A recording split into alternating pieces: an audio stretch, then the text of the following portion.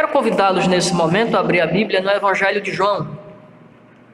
Um irmão me perguntou recentemente, semana passada, se eu poderia pregar sobre o novo nascimento, e eu disse a ele que não havia nenhuma objeção.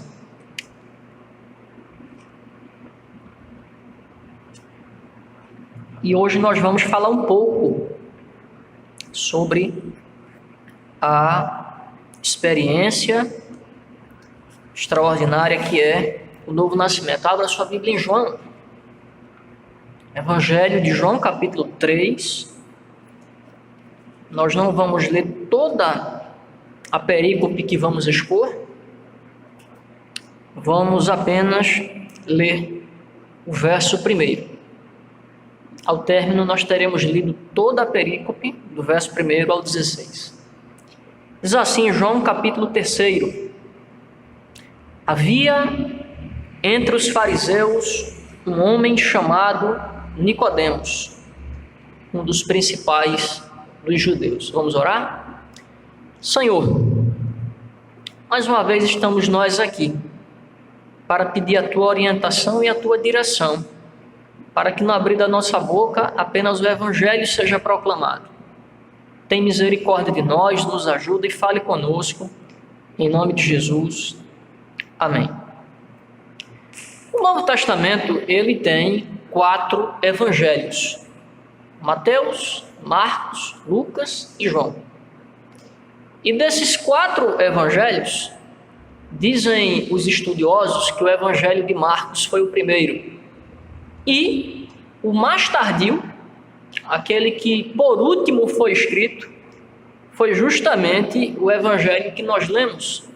O evangelho escrito pelo discípulo amado, o apóstolo João, que também escreveu 3 cartas e também escreveu a revelação registrada no Apocalipse. Esse evangelho, ele pertence a um conjunto de escritos que foram justamente escritos pelo apóstolo João, segundo a tradição da igreja antiga, no final do 1º século, quando ele ainda estava na cidade de Éfeso. E estando na cidade de Éfeso, dentre tantas coisas, ele combateu com veemência aquela heresia disseminada por Cerinto, que era uma espécie de líder de uma seita e que propagava um ensino muito parecido com o gnosticismo do 2º século. O objetivo de João, ao escrever esse evangelho, é de uma sublimidade extraordinária. Diferentemente de Mateus, por exemplo, que escreveu para que pudesse mostrar que Cristo era o Messias prometido e que as profecias que haviam se cumprido por meio dele atestavam a sua messianidade, João vai ao ponto. O objetivo de João escrever este evangelho era o de que as pessoas pudessem crer em Jesus Cristo e por meio dessa crença tivessem a vida eterna. Isso mesmo ele nos diz no final do evangelho, ao dizer: na verdade, fez Jesus diante dos discípulos muitos outros sinais que não estão escritos neste livro. Estes, porém, foram registrados para que creiais que Jesus é o Cristo, o Filho de Deus, e para que, crendo, tenhais vida eterna em seu nome. E é muito interessante que esse objetivo, que eu qualifiquei como sublime, levar pessoas a Cristo, levar pessoas à fé no Evangelho, é algo que perpassa todo o Evangelho, inclusive o texto que nós lemos. Nós vamos ver um momento em que um homem chamado Nicodemos, ele vai até a presença de Jesus e ali ele é confrontado por Cristo com um ensinamento que ele desconhecia, mas que ao mesmo tempo era necessário que ele tomasse conhecimento, a saber, a experiência do novo nascimento. E Nicodemos, ao se aproximar de Cristo, ele se aproxima de maneira reverente. Mas Cristo disse a ele que a reverência e ao mesmo tempo o fato dele ser judeu, ser um dos principais, ser membro do Sinédrio não era suficiente para ele experimentar a vida eterna. Era necessário que ele passasse pela experiência do novo nascimento, crendo no Filho de Deus, ou seja, crendo no próprio Senhor Jesus Cristo. E quando Cristo ele apresenta essa verdade, isso de alguma maneira gerou perplexidade na mente daquele homem, que era um homem profundamente conhecedor do Antigo Testamento. Portanto, o diálogo travado entre Jesus e Nicodemos sobre o novo nascimento e sobre a fé no próprio Jesus Cristo, que é decorrente do novo nascimento, pode nos ajudar a compreender a nossa própria experiência do que seja o novo nascimento, de como ele aconteceu na nossa vida e como isso se manifesta na nossa caminhada.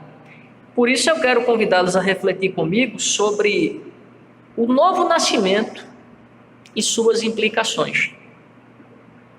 Pelo menos 4 implicações.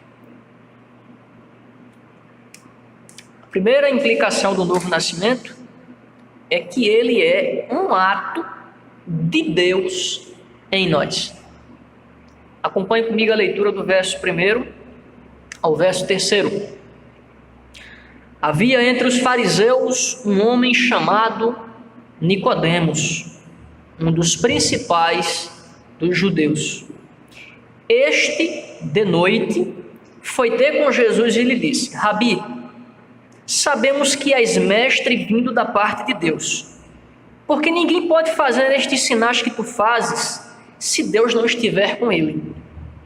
A isto respondeu Jesus: em verdade te digo que, se alguém não nascer de novo, não pode ver o reino de Deus.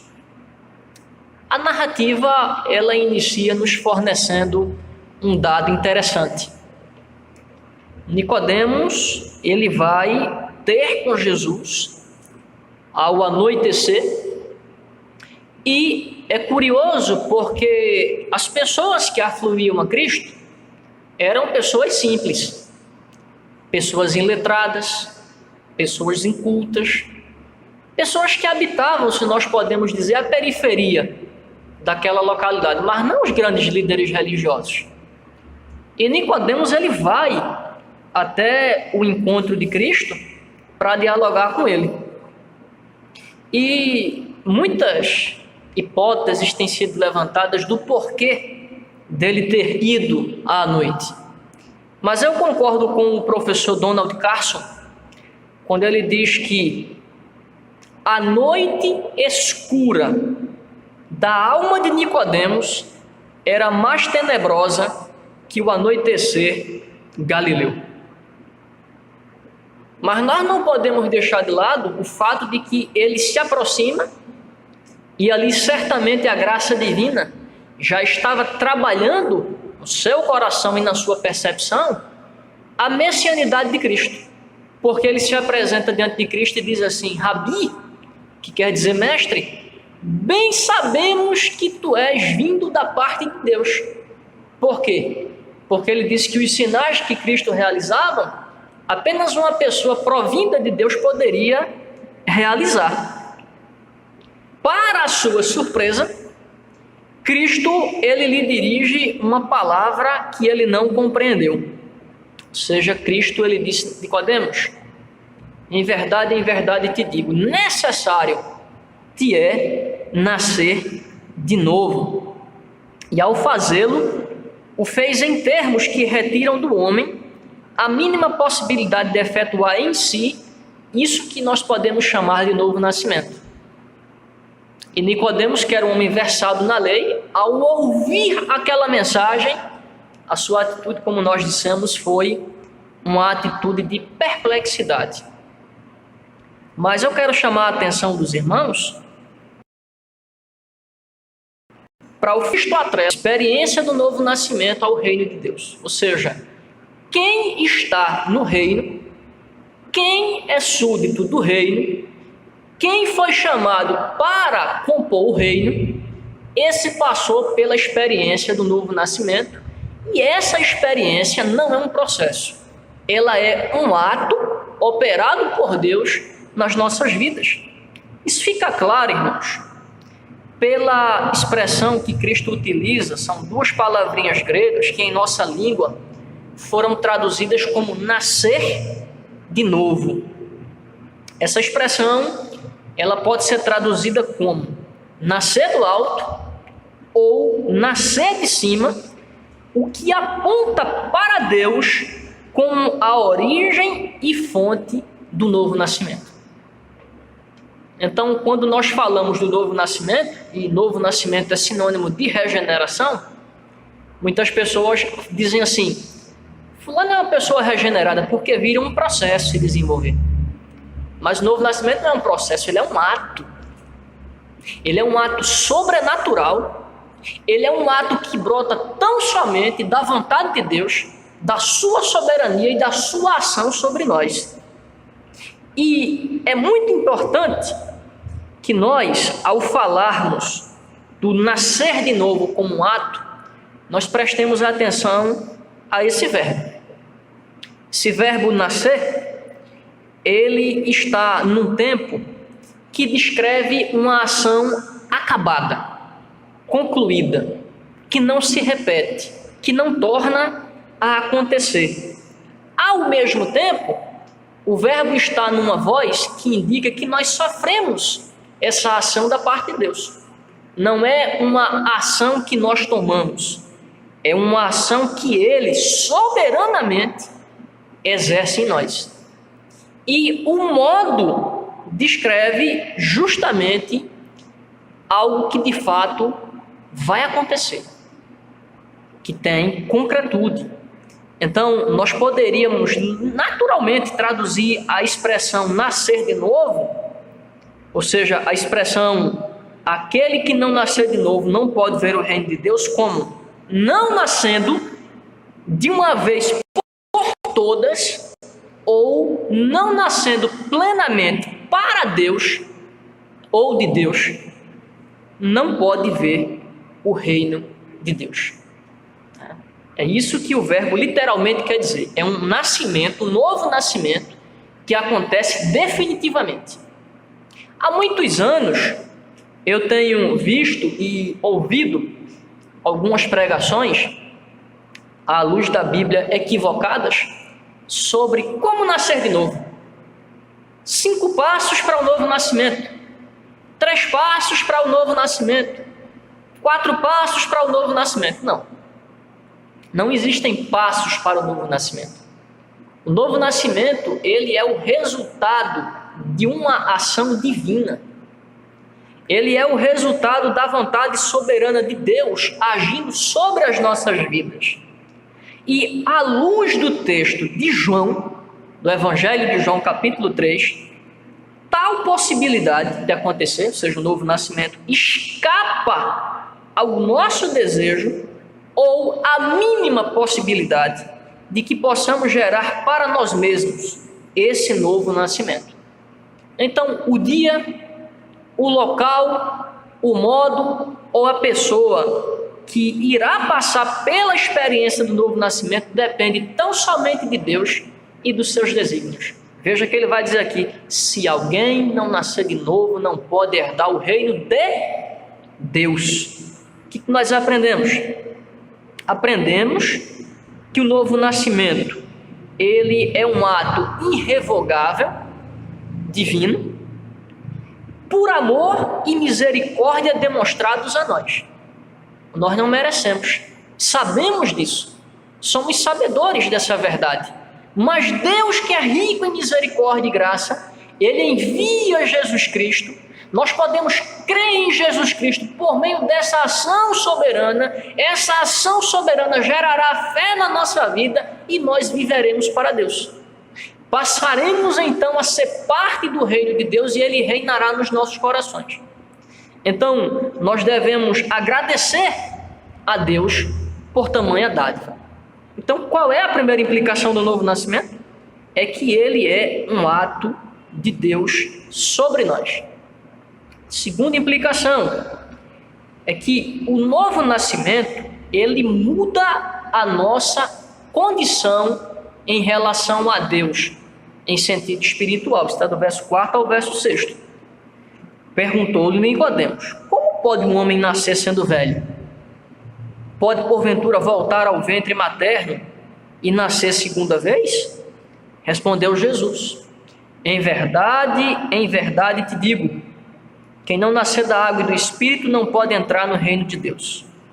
O que é nascido da carne é carne, e o que é nascido do Espírito é Espírito. Quando nós estamos pregando, claramente nós percebemos que perguntas sempre são confrontadoras. Elas sempre são um desafio para quem está ouvindo. Mas é necessário que às vezes nós façamos determinadas perguntas, e aqui de maneira muito especial, uma se faz muito necessária. O que de fato vem a ser o novo nascimento? Uma rápida leitura no texto em apreço mostra claramente a ignorância total de Nicodemos quanto a essa mensagem. Nós lemos há alguns instantes aqui o livro do profeta Ezequiel, que, embora estivesse fazendo alusão à ressurreição nacional do povo que haveria de retornar à terra da promessa, de alguma maneira apontava para esse ato soberano que Cristo aqui descreve. E Nicodemos conhecia como um rabino, como alguém que fazia parte do Sinédrio, mas não havia entendido que aquela mensagem poderosa se referia a essa mesma experiência. E diante daquilo que Cristo ele lhe coloca, ele teve a perplexidade, exalada por meio da sua fala. E pasmem os irmãos, essa ignorância persiste ainda hoje. Dificilmente você vai chegar para uma pessoa e você vai perguntar diretamente para ela o que é o novo nascimento. E ela vai dizer.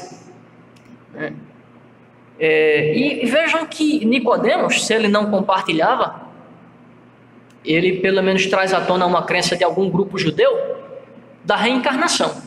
Havia um grupo judeu, já naquela época, que acreditava que a pessoa pudesse viver vidas e vidas e vidas num processo reencarnatório. E Cristo responde à pergunta que nós levantamos, o que é o novo nascimento, ao falar de uma mudança interior de natureza espiritual, não física. Porque Nicodemos disse, pode ser que alguém volte a habitar o ventre materno. Sendo eu velho, terei que voltar? E Cristo não estava falando de uma mudança física. Não era um nascer por meio do parto. Mas ele estava falando de uma mudança interior. E essa mudança interior, nós podemos chamar de regeneração. Nós podemos chamar de vivificação. Nós podemos chamar até de ressurreição espiritual, pastor. Ou seja, sair do estado de mortandade que o pecado nos lançou e ser trazido por Deus à vida. Ser trazido por Deus a uma existência que não toma por base mais a carne, mas toma agora por base o espírito. E aí nós dizemos que a regeneração, ela desemboca na conversão. Alguns textos do Novo Testamento vão trazer essa verdade para nós. Como, por exemplo, João 5:24, quando o próprio Cristo disse, em verdade vos digo, que quem ouve a minha palavra e crê naquele que me enviou tem a vida eterna. Não mais entrará em juízo, mas passou da morte para a vida. Efésios capítulo 2, verso 1 vai dizer, Ele nos deu vida, estando nós mortos em nossos delitos e pecados, e juntamente com Ele nos ressuscitou e nos fez assentar nos lugares celestiais em Cristo.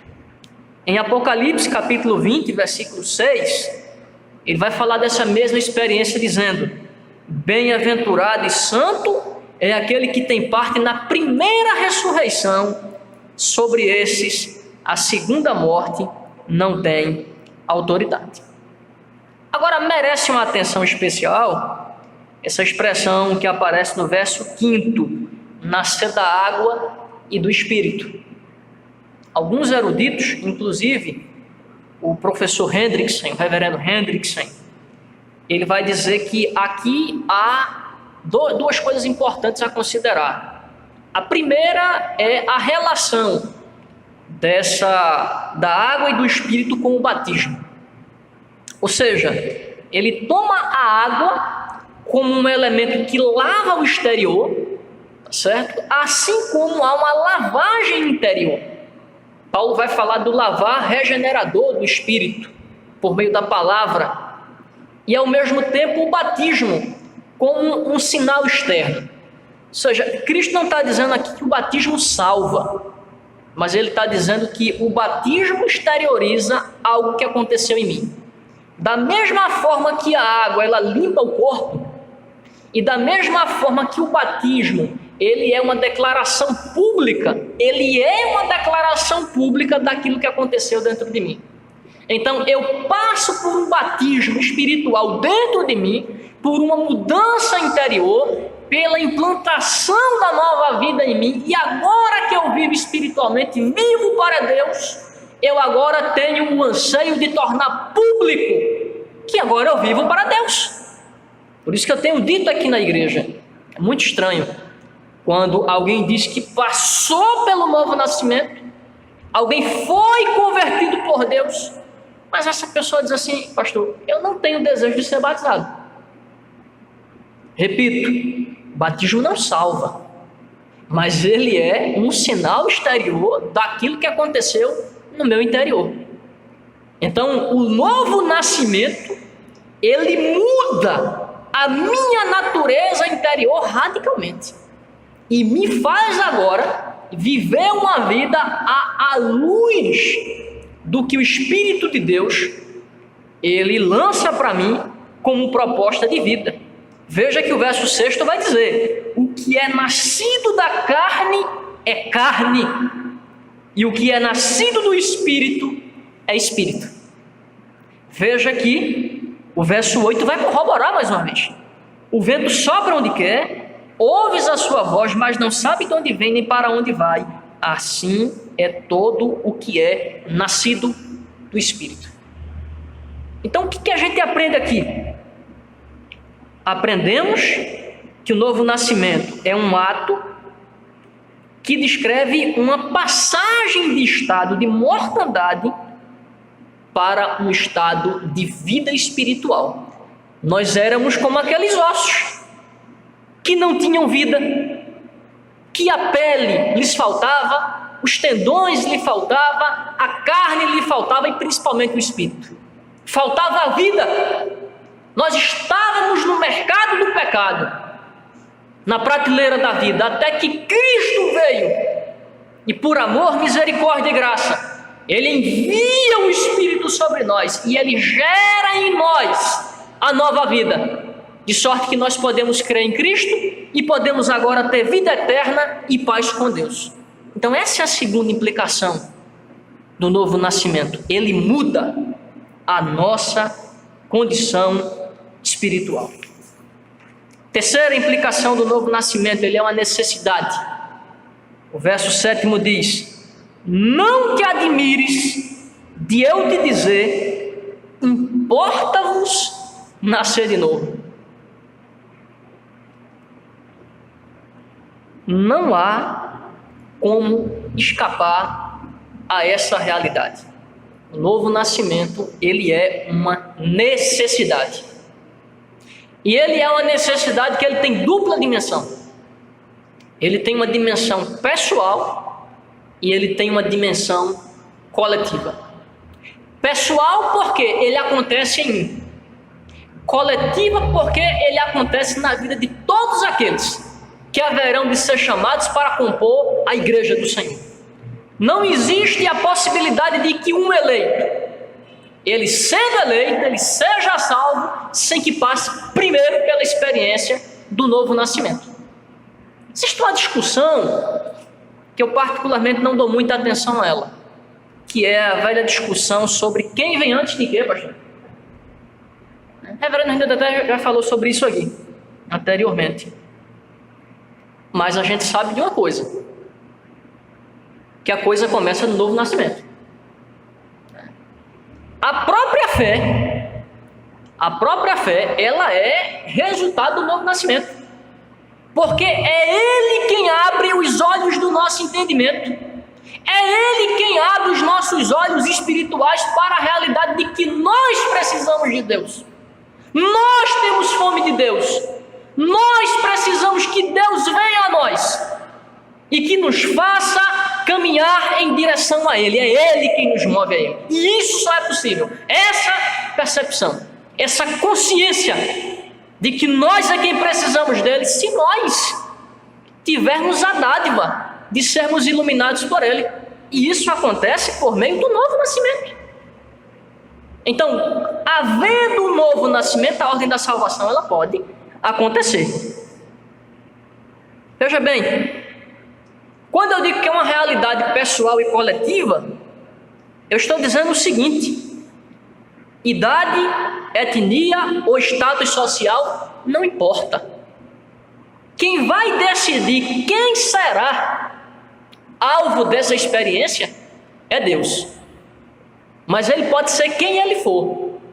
Pode ser um Galileu comum, como aconteceu no primeiro século. Pode ser um Nicodemos da vida, e Cristo está condenando ele. Cristo está dizendo a ele o seguinte: você é um pecador que precisa de mim. Você é alguém que precisa se converter a mim. Depois a gente vai ver José de Arimateia, que também era alguém que tinha uma posição social elevada. Quer dizer, Cristo está dizendo aqui, em qualquer tribo, em qualquer povo, em qualquer etnia, seja quem for, é uma condição indispensável para ingressar no reino, o novo nascimento. Agora veja, a gente pode fazer, pastor, um paralelo entre Nicodemos e a mulher samaritana. Veja, se Nicodemos vai em busca de Jesus à noite, ele foi atraído por Cristo. Veja que coisa extraordinária. Ele foi soberanamente atraído. Jesus vai ao encalço da mulher durante o dia. Ele vai ao encontro de Cristo à noite sendo atraído, mas Cristo vai de dia àquela mulher. E no entanto, a postura de Jesus é exatamente a mesma. Em ambas as ocasiões, ele, Cristo, não apenas prende a atenção de ambos, ele não apenas denuncia os seus pecados, ele não apenas se apresenta como a porta para a salvação, mas também fala da experiência da regeneração, da experiência do novo nascimento. Com Nicodemos, ao dizer necessário que é nascer de novo. E aquela mulher, quando Cristo disse que a água que ele poderia lhe dar e que ele lhe deu, faria com que uma fonte jorrasse para a vida eterna dentro dela. E aquela mulher reconheceu que estava diante do Messias prometido, se torna a primeira missionária entre o seu povo, convertida, salva pela graça de Deus, passando por essa experiência sobrenatural que é o novo nascimento. O que deixa claro para nós que isso aqui não é um jargão, isso aqui é uma mensagem poderosa que nos alcançou e certamente tem que alcançar todos os eleitos de Deus espalhados pela face da terra. O que nós podemos aprender aqui? Aprendemos muito claramente que mesmo a prática mais aguda da religião não é evidência da nossa real conversão. Nicodemos era fariseu, era doutor da lei, era alguém que tinha todos os predicados que um judeu poderia ter. No entanto, nada disso impediu que Jesus Cristo denunciasse o seu estado de pecaminosidade, como denunciou o nosso, como abriu os nossos olhos, como abriu a nossa consciência e, irresistivelmente, ele mostrou para nós da necessidade de passarmos por essa experiência extraordinária e hoje nós podemos louvá-lo, podemos agradecer a Ele podemos, de fato, bendizê-lo pelo milagre que ele operou nas nossas vidas. Após a leitura desses textos, após a exposição, as aplicações que nós trouxemos de maneira genérica, eu queria trazer aqui algumas aplicações que esse texto nos permite empreender. Deus é soberano e livre para operar o novo nascimento em quem desejar e quando desejar. Nós não podemos nos queixar que Deus salvou aquela pessoa, que Deus salvou aquela outra pessoa e que Deus não salvou quem nós queremos que Ele salve. Nós não podemos culpar a Deus, ou podemos decidir quem Deus vai escolher para operar o novo nascimento. O novo nascimento, segundo o Novo Testamento, ele é operado por Deus de maneira soberana e livre. Ele salvou um que estava à sua direita, mas não salvou o que estava à sua esquerda. Regenerou um, mas não regenerou o outro. Ele regenerou Pedro, mas não regenerou Judas. Então Deus opera em quem Ele quiser. Ele é soberano. Também aprendemos: o novo nascimento é uma espécie de ressurreição espiritual operada tão somente por Deus. Então, se há uma expressão que nós podemos utilizar para descrever qual é o estado das pessoas que não servem a Deus ainda, é o estado de mortandade espiritual. São mortos espiritualmente até que Deus, na sua soberania, na sua graça, Ele venha sobre essas pessoas. Ele envia o seu Espírito e Ele gere nelas a vida eterna. Então, quando Ele o faz, eles passam por um processo de ressurreição e nós podemos dizer: vivem espiritualmente. Aprendemos também que a necessidade do novo nascimento decorre do fato de que em Adão todos caímos e estávamos mortos espiritualmente. Então a coisa é antiga. A coisa não dependeu de decisão alguma que não tenha sido a primeira de Adão, de desobedecer a Deus e comer do fruto proibido. Ele desobedeceu ao Senhor e ali ele decaiu, por isso que é chamado de queda, e morreu espiritualmente, e morrendo toda a sua descendência. Então essa necessidade se arrasta até que Cristo vem, e a partir da pregação do Evangelho é possível que Deus opere em nós, por meio da fé, essa experiência, a experiência do novo nascimento. Por último, sendo o novo nascimento o passar da morte para a vida, uma vez operado em nós, estaremos unidos a Cristo e teremos a vida eterna em nós mesmos. Ou seja, uma vez que nós tivemos a graça divina de sermos trazidos à vida, nunca mais nos distanciaremos de Cristo. Nunca mais esse laço será rompido. Pelo contrário, as palavras dele para aquela mulher, elas se fazem tão verdadeiras para ela quanto para nós. Rios de água viva jorrarão como uma fonte para a vida eterna dentro de nós. Nesse momento, irmãos, louvemos a Deus, agradeçamos, sejamos gratos. Deus foi misericordioso, nos tirou do nosso estado de mortandade, nos vivificou, nos fez seus filhos, nos tornou a habitação do seu Espírito e agora nós podemos louvá-lo, agradecê-lo, bendizê-lo, porque Ele é bom e a sua benignidade nos alcançou para a glória do seu nome. Amém.